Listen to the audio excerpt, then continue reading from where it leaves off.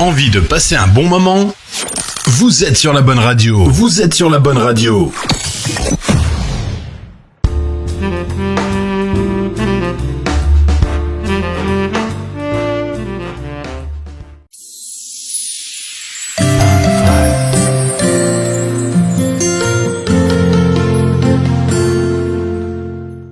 Bonjour chers auditeurs sur le deuxième épisode de notre web radio, La Japre Privée. Nous vous revenons aujourd'hui avec un programme riche et varié. Nous allons commencer avec la rubrique Focus News, les infos en anglais présentées par Zodino, les faits divers avec Talbi Mariam, un roman en 1 minute avec Mejdoubi Malak. Ensuite le calendrier avec Yousfi Sirine. Par l'occasion de la fête de la femme, le 8 mars, nous vous souhaitons, mesdames, une joyeuse fête. Et je vous laisse avec Rim et Zineb qui vont développer ce sujet et nous parler de la femme dans l'islam. Sur la rubrique Bladi, Shmlani Rissa, l'info school avec Shbihi Omar et finalement la minute sport avec Mazouzi Marwan. Et là je vous laisse de suite avec l'édito présenté par Saïd Nizar. Bonne écoute.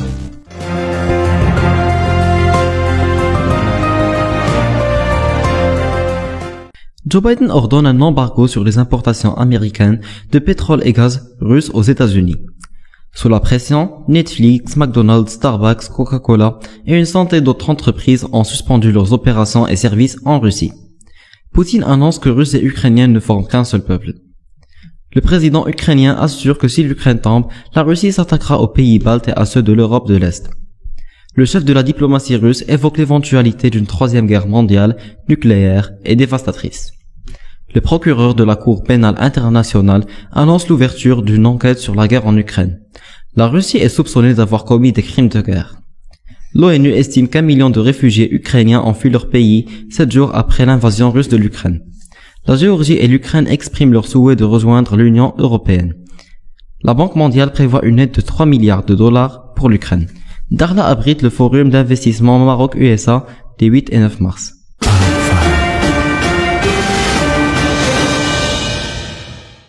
We are back again with the newest updates concerning the whole Ukraine situation. As the US-led Western Bloc continues to hit Russia with arrests amid the Russians' invasion of Ukraine, Russia's Foreign Minister, Sergei Viktorovich Lavrov, has warned that a third world war would be nuclear and destructive. Lavrov made the comments during the United Nations conference on Wednesday, March 2, 2022, when he addressed the United Nations Human Rights Forum virtually due to his flight being banned from European airspace. In a timely veiled threat, meant to warn NATO against getting involved in the ongoing war in Ukraine, Lavrov said that any future world war would be fought with nuclear weapons.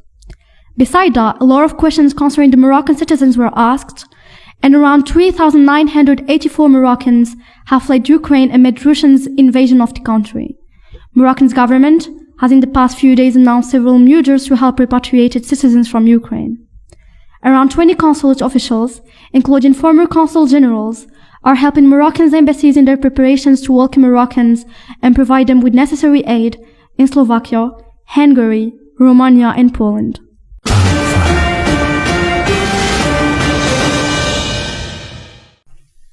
Le 1er février 2022, dans les montagnes du Rif au Maroc, le père de Ryan, un jeune garçon de 5 ans, réparait un puits quand la catastrophe parvint. Son fils tomba accidentellement dans la fosse, étroite de 45 cm de diamètre, très profonde et asséchée. Peu à peu, l'inquiétude gagna le village d'Iran, dans la province de Chefchaouen, qui se rassembla pour tenter de sauver le jeune garçon. Quelques heures après sa chute, les secours arrivèrent progressivement sur les lieux. L'histoire avait désormais dépassé la région du Rif. L'émotion était si intense que l'hashtag Sauver Ryan devint l'un des plus partagés sur les réseaux sociaux. Et tandis que les opérations de forage avançaient à pas de fourmi, l'état de santé du jeune garçon resta incertain. Samedi, après avoir rejoint les secours dans le tunnel, les parents du petit garçon ressortirent face à la foule, le visage défait. La nouvelle, déjà évidente, s'annonça moins d'1 heure après. Ryan est mort, avait annoncé le cabinet royal. L'enfant avait été extrait par les secouristes quelques minutes auparavant.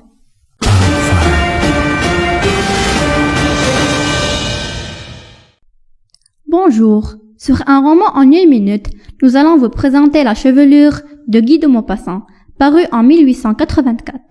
Cette histoire narre la cause de la folie d'un homme, riche, solitaire, qui passe ses derniers jours dans une cellule de fou.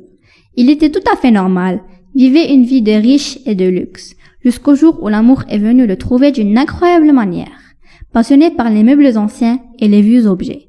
Un jour, il aperçut chez un marchand d'antiquités un meuble italien du XVIIe siècle, fort beau, fort rare.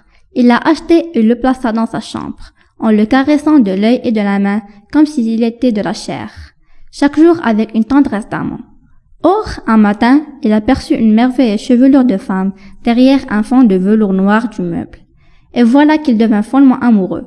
Il la voit chaque soir en corps de femme, un esprit qui ensorcela son cœur pour toujours. On le traita d'un faux nécrophile, alors qu'il ne fit rien de mal que d'aimer une femme non existante qui apaisa sa soif d'amour.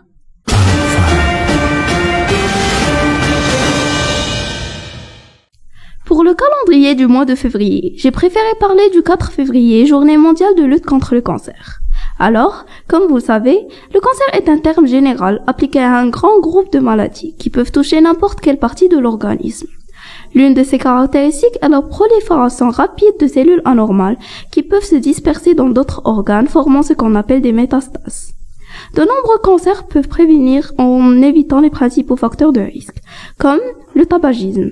Un nombre significatif de cancers peuvent être soignés par les chirurgiens, la radiothérapie ou la chimiothérapie, et surtout s'ils sont détectés suffisamment tôt. Le cancer est une cause majeure de mortalité dans le monde, responsable de 8,2 millions de décès par an. La Journée mondiale de lutte contre le cancer. Chaque année, le 4 février, pour la Journée mondiale de lutte contre le cancer, l'Organisation de la santé, OMS, et le Centre international de recherche sur le cancer luttent très sérieusement contre cette maladie. Mais ils n'eurent pas de solution. Cependant, ces personnes ont besoin d'affection et d'amour, et le jour de la Saint-Valentin, le 14 février, est considéré dans de nombreux pays comme la fête des amoureux. Les personnes en profitent pour échanger des mots doux et des cadeaux comme preuve d'amour, ainsi que des roses qui sont l'emblème de la passion. Le Saint-Valentin s'est imposé année après année dans le monde arabe tout entier. On le considère comme une occasion de montrer l'amour aux autres, parents, familles, amis et professeurs. Magasins, hôtels, restaurants et galeries se préparent pour cet événement avec une grande sollicitude.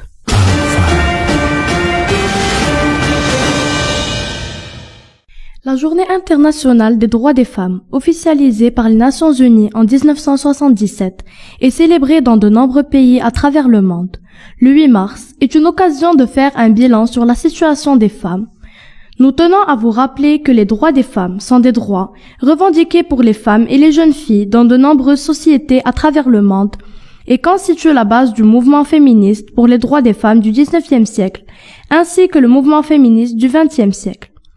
Dans certains pays, ces droits sont institutionnalisés ou soutenus par la loi, tandis que dans d'autres pays, ils peuvent être ignorés ou supprimés. Ils diffèrent de notions plus larges de droits humains en déclarant qu'il existe des inégalités historiques s'opposant à l'exercice des droits des femmes et des filles en faveur des hommes et des garçons. La défense de ces droits est un objectif afin de parvenir à une société plus égalitaire. Les problématiques communément associées aux droits, la femme a été victime d'une grande injustice. La femme a le droit de participer à toutes les activités de la société. Elle a également le droit d'exercer toutes les professions dont elle est capable sans aucune distinction entre elle et l'homme. La femme a le droit d'accéder aux différentes fonctions administratives et surtout d'être respectée. Je laisse ma camarade nous marquer que dit exactement l'islam au sujet de la femme. C'est à cette question qu'il faut répondre. La femme dans notre religion, c'est aussi la femme dans notre société. C'est l'image que nous faisons de nos sociétés. Aux yeux de certains, l'islam serait la religion qui opprime les femmes. La femme musulmane vivrait en marge de la société, dans une situation d'infériorité, dominée par l'homme et empêchée d'évoluer. Il est clair qu'il existe un grand décalage entre, d'une part, les clichés et les idées reçues, et d'autre part, la véritable doctrine de l'islam. La doctrine de l'islam découle tout simplement du Coran et de l'enseignement du prophète Mohammed alayhi salatu wassalam. Il suffit de lire le Coran pour être convaincu que le livre saint de l'islam a représenté un progrès pour la condition féminine. Contrairement en nombreuses idées toutes faites qui ont cours en Occident. Selon l'islam, l'homme et la femme sont égaux devant Allah, ils sont pareillement les lieutenants du Dieu sur terre. Tous les versets coraniques relatifs aux droits et aux devoirs de l'homme concernent également la femme. D'ailleurs, pour que les choses soient claires, il est le plus souvent écrit « les croyants et les croyantes ». Tout croyant, homme ou femme, qui fait une action entrera au paradis.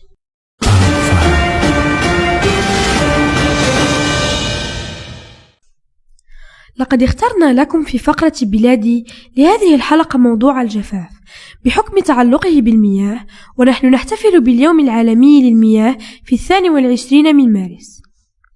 لطالما عرف المغرب سنوات من الجفاف، وللجفاف تداعيات على القدرة الشرائية للمواطنين حيث يؤدي إلى غلاء الأسعار.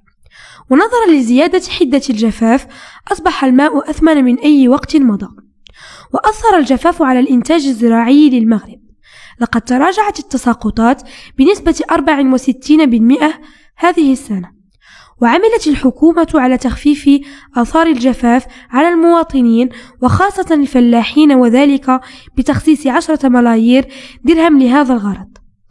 يعزى السبب في تكرار هذه الظاهرة بالمغرب لموقعه بين خطي عرض 21 و36 شمال خط الاستواء، كما يتأثر المغرب بالتيارات الهوائية الجافة القادمة من الجنوب والرياح الرطبة القادمة من الشمال الغربي. يجب علينا جميعا الحفاظ على ثروة المياه واستهلاكه بطريقة عقلانية، فلندعو الله جميعا أن يرزقنا غيثا نافعا وسقيا عارما.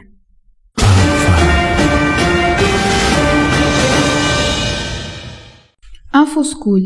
Dans le cadre des activités parascolaires, notre établissement Al-Jabr privé a organisé un tournoi entre les élèves du cycle collégial qui concernera le football et le basketball.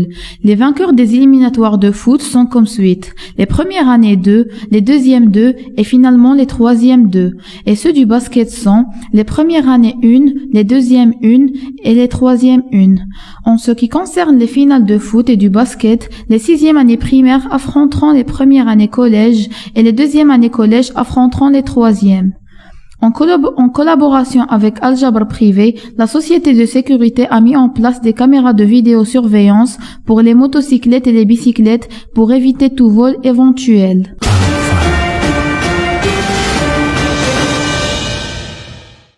Infosport. La Ligue des Champions qui était prévue à Saint-Pétersbourg en Russie a été déplacée au Stade de France suite à la décision du comité exécutif de l'UEFA. Le joueur international danois Christian Eriksen retrouve les terrains après son malaise pendant l'Euro 2020 et rejoint Brentford après avoir résilié le contrat avec son ancien club, l'Inter Milan. Le gouvernement marocain décide de réouvrir les stades face aux supporters après presque 2 ans de fermeture à cause du Covid-19. L'attaquant international marocain, Soufiane Boufal, pourra finalement jouer le match des qualifications à la prochaine édition de la Coupe du Monde Qatar 2022 après avoir été suspendu par la CAF pour son comportement antisportif. Quelques jours après le départ de Marc Wilmost, le Raja Casablanca a recruté un nouvel entraîneur. Il s'agit de Rachid Taoussi, présenté officiellement 28 février 2022 aux médias. C'est officiel.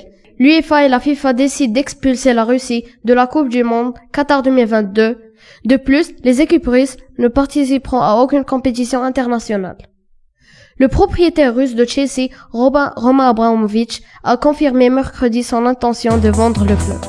Et ainsi que notre programme s'achève pour aujourd'hui, on se donne rendez-vous pour un nouvel épisode. Merci et à bientôt.